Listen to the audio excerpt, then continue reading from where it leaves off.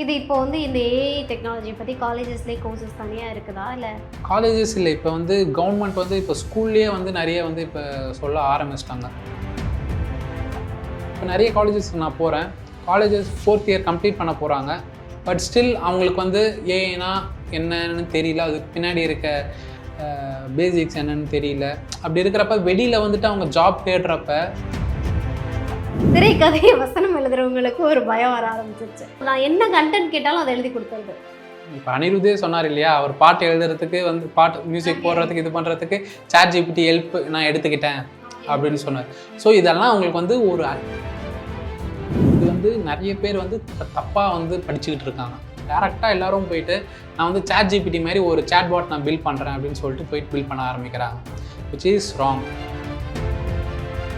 So basics நமக்கு வேணும் அப்படின்னு பார்த்தீங்கன்னா பைத்தான் கோடிங் லாங்குவேஜ் இப்போ இருக்க கண்டிஷனுக்கு நமக்கு தேவை. ஏன்னா ஃப்யூச்சரில் என்ன சொல்கிறாங்கன்னா, இப்போ எலான் மஸ்க் ரீசெண்டாக என்ன சொன்னார்னா, கோடிங்கே வந்து இந்த வருஷத்தில் வந்து இருக்காது அப்படின்றது. இப்போ ஜென்ரேட்டிவ் ஏஐ முடிச்சுட்டு ஏஜென்டிக் ஏஐ, ஸோ இந்த ஃப்ளோ தான் கரெக்டான ஃப்ளோ. நீங்கள் டேரெக்டாக நான் போயிட்டு ஜென்ரேட்டிவ் ஏஐயில் நான் ஏஜென்ட்ஸ் நான் பில்ட் பண்ணுறேன் அப்படின்னு சொல்லிட்டு அது மாதிரியும் நான் பார்க்குறேன்.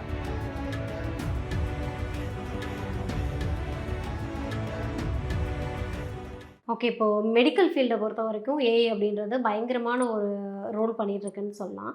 இந்த ஏஐ பயன்படுத்தி வேறு என்ன மாதிரியான விஷயங்கள்லாம் பண்ணலாம் அப்படின்றத தாண்டி இந்த ஏஐயை நான் எப்படி தெரிஞ்சுக்கிறதுன்ற ஒரு கேள்வி இருக்குது. ஏன்னா இனிமேல் வந்து ஏஐ வேர்ல்டாக தான் மாறப்போகுது. அப்படின்றப்ப இந்த ஏஐ வந்து நான் படித்து தெரிஞ்சுக்கணுமா, அதை எப்படி நான் தெரிஞ்சுக்கிறது அப்படின்ற ஒரு கேள்வி இருக்குல்ல. கண்டிப்பாக படித்து தான் தெரிஞ்சுக்கணும், வேறு வழி இல்லை. அது படிக்கிறது வந்து 2 விதம் இருக்குது. ஒன்று, இப்போ நிறைய ஏஐ டூல்ஸ் இருக்குது. இப்போ ப்ரெசன்டேஷன் பண்ணணுமா, அதுக்கு ஒரு சில டூல்ஸ் இருக்குது, கரெக்டுங்களா? ரெஸ்யூம் ப்ரிப்பேர் பண்ணணுமா, அதுக்கு ஒரு சில டூல்ஸ் இருக்குது. ஜாப் அப்ளை பண்ணணுமா, அதுக்கு ஒரு சில ஏஐ டூல்ஸ் இருக்குது. இது மாதிரி டூல்ஸை வந்து நம்ம யூஸ் பண்ண கற்றுக்கிறது ஒரு விதம். நீங்கள் வந்து ப்ராப்பரான ஒரு ஏஐ நீங்கள் வந்து தெரிஞ்சுக்கணும். அது எப்படி, இப்போ நீங்கள் ஒரு கொஸ்டின் கேட்குறீங்க ChatGPTயில் ஹவ் ஆர் யூ அப்படின்னு கேட்டிங்கன்னா, ஐ எம் குட் அப்படின்னு சொல்லி ChatGPT ரெஸ்பான்ஸ் அது எப்படி வந்து எடுத்துகிட்டு வருது அந்த ஆன்சரை, அதுக்கு பின்னாடி நம்ம கேட்குற கொஸ்டின் பின்னாடி போயிட்டு என்ன நடக்குது, மாடலில் வந்து அது எப்படி பில்ட் பண்ணுறாங்க, அது வந்து 2 விதம். சரிங்களா? ஸோ நம்ம எதை வந்து நம்ம கற்றுக்குறோம் அப்படின்றது இருக்குது. இப்போ ஜாப் பெர்ஸ்பெக்டிவில் நம்ம போகிறோம் அப்படின்னா, இப்போ ஏஐ இன்ஜினியர்ஸ் ஆகட்டும், ஜென்ரேட்டிவ் ஏஐ இன்ஜினியர்ஸ் ஆகட்டும், இவங்கெல்லாம் அதில் ஃபோக்கஸ் பண்ணணும். எப்படி வந்து நம்ம ஒரு கொஸ்டின் கேட்டால் அது எப்படி ஆன்சர் பண்ணுது, அதுக்கு பின்னாடி இருக்க பேசிக்ஸ் என்ன, நம்ம பிரெயின் எப்படி திங்க் பண்ணுதோ அந்த திங்க் பண்ணுறதை அப்படியே வந்து ரெப்ளிகேட் பண்ண போது அந்த ChatGPT மாடல், கரெக்டுங்களா? ஸோ அதை வந்து எப்படி நம்ம பில்ட் பண்ணணும், நியூரல் நெட்வொர்க்ஸ்னு சொல்லுவாங்க. இதுதான் வந்து பேஸு. இந்த நியூரல் நெட்வொர்க்ஸ் எல்லாம் சேர்ந்து ஒரு டிரான்ஸ்ஃபார்மர்ஸ் ஆர்கிடெக்சராக மாறி அதுலேயே நிறைய இது இருக்குது. விஷன் மாடல்ஸ்னு இருக்குது, இமேஜ் மாடல்ஸ்னு இருக்குது. ஸோ இதெல்லாம் விஷன் மாடல்ஸ்னால் நம்ம இப்போ ஒரு ப்ராம்ப்ட் கொடுத்தோன்னா அதை வந்து இமேஜாக ஜென்ரேட் பண்ணி கொடுக்குது, ஜெமினியில் கொடுக்குற மாதிரி. ஸோ டெக்ஸ்ட் கேட்டோம்னா டெக்ஸ்ட்டாக வந்து ரிப்ளை பண்ணுறது, அதெல்லாம் டெக்ஸ்ட் மாடல்ஸ். ஸோ இது மாதிரி டிஃப்ரெண்ட் மாடல்ஸ் எப்படி பில்ட் பண்ணுறாங்க, அது எப்படி நம்ம வந்து நான் சொன்னேன்னா ஒரு ஏஜென்ட் வந்து ஒரு ஏஜென்ட் பில்ட் பண்ணுறோம், அந்த ஏஜென்ட்டே எல்லா வேலையும் பண்ணுது அப்படின்னு சொல்கிறோம். அந்த ஏஜென்ட்டை எப்படி நம்ம வந்து ப்ராப்பராக வந்து செட் பண்ணணும், எப்படி அந்த ஏஜென்ட்டுக்கு ஒரு வேலையை நம்ம கொடுக்கணும், அந்த வேலையை தவிர்த்து அந்த ஏஜென்ட் வேறு எந்த வேலையும் செய்யக்கூடாது, கரெக்டாக? இப்போ நான் ஒரு ஏஜென்ட்டு என்னோட மீட்டிங்ஸை மட்டும் ஹேண்டில் பண்ணு அப்படின்னு சொல்லிட்டு ஒரு ஏஜென்ட்டை நான் ஷெடியூல் பண்ணுவேன். அந்த ஏஜென்ட் மற்ற வேலையை எதுவும் வந்து பண்ணக்கூடாது, கரெக்டுங்களா? ஸோ அது மாதிரி செட் பண்ணுறதுல தான் வந்து இப்போ நிறைய வந்து வேலை இருக்குது. ஒரு ஏஜென்ட்டு இப்போ சப்போஸ் நான் ஃபார் எக்ஸாம்பிள் நான் ட்ரிப்புக்கு போகிறேன், இப்போ டூரிஸ்ட் ஏஜென்சி எல்லாம் இருக்காங்க. இப்போ அவங்களோட இண்டஸ்ட்ரியில் எப்படி இது பாதிப்பு வரும் அப்படின்னு பார்த்தீங்கன்னா, இப்போ நம்ம டூருக்கு போகிறோம்னா என்ன பண்ணுவோம், ஒரு டூரிஸ்ட் ஏஜென்சியோ ஃபாரின் போகிறோம் அப்படின்னா அவங்ககிட்ட போவோம், இது மாதிரி இந்த ஊருக்கு போகணும்ப்பா அப்படின்னு கேட்போம். அவங்க ஒரு லிஸ்ட்டு போட்டு அனுப்புவாங்க, இன்ன ரேட்டு அப்படின்னு சொல்லி எந்தெந்த பிளேசஸ் எல்லாம் போகலான்னு சொல்லிட்டு நமக்கு அனுப்புவாங்க, ஐட்னரி அனுப்புவாங்க.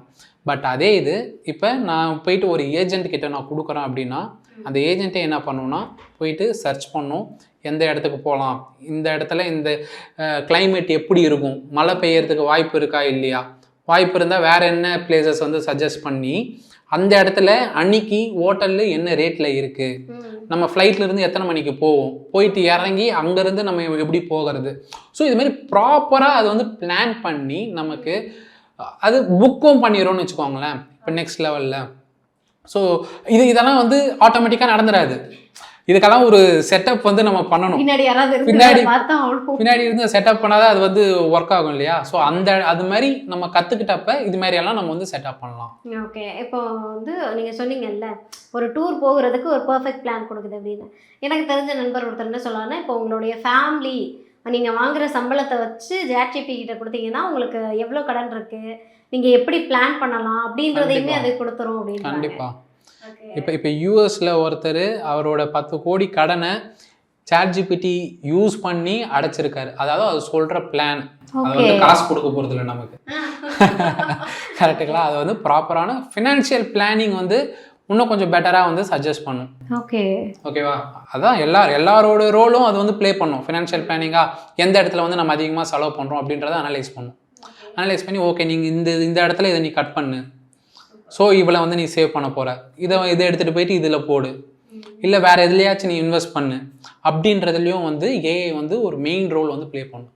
Okay, super. நிறைய விஷயங்கள்ல வந்து ஏஐ வந்து ஹெல்ப் பண்ணிட்டு, நிறைய விஷயம் இல்லை எல்லா விஷயத்துலையும் வந்து ஏஐ வந்து ஹெல்ப் பண்ணும். Okay, super sir. இப்போ ஏஐ சார்ந்து என்னென்ன மாதிரியான ஜாப் வேக்கண்ட்லாம் இருக்குது? ஏன்னா நீங்கள் சொன்ன மாதிரி இனி ஏஐ தான் எல்லாமே அப்படின்றப்போ, இப்போ வந்து நிறைய ஸ்டூடெண்ட்ஸ் வந்து +2 முடிக்க போகிற ஒரு சுச்சுவேஷனில் இருக்காங்க அப்படின்றப்போ அவங்களுக்கு கொஞ்சம் ஹெல்ப்ஃபுல்லாக இருக்கும்.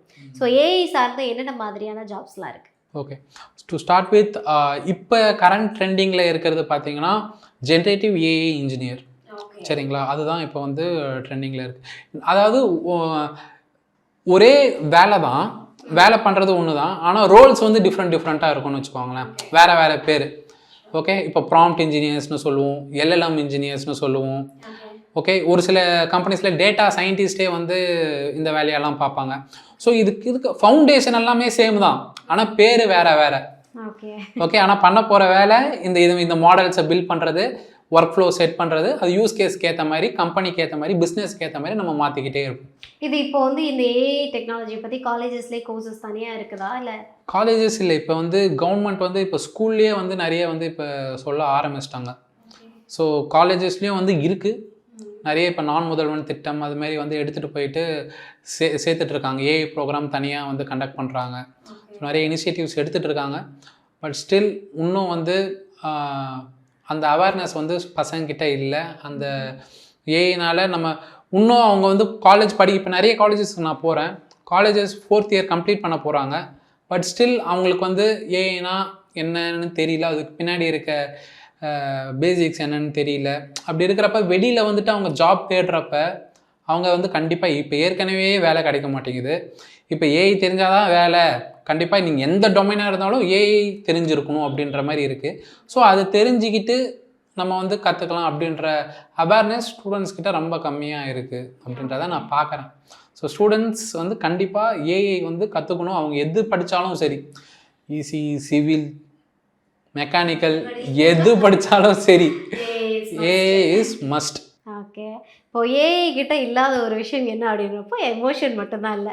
நான் ரீசெண்டாக இருக்கும்போது இப்போ ஏஐ கிட்ட போயிட்டு நான் ஒரு கவிதை கேட்குறேன்னா அந்த ஏஐ வந்து ஒரு கவிதை கொடுத்துருது. நிலா சார்ந்த ஒரு கவிதை கேட்குறேன்னா அது சம்மந்தமாக கொடுத்துருது. அழகு சார்ந்து கேட்டேன்னா அழகு சார்ந்த ஒரு கவிதை கொடுத்துருது. ஆனால் வந்து என்னென்னா ஓகே நான் என்ன கேட்குறேனோ அதை கொடுத்துருது ஏஐ இப்போ வரைக்குமே.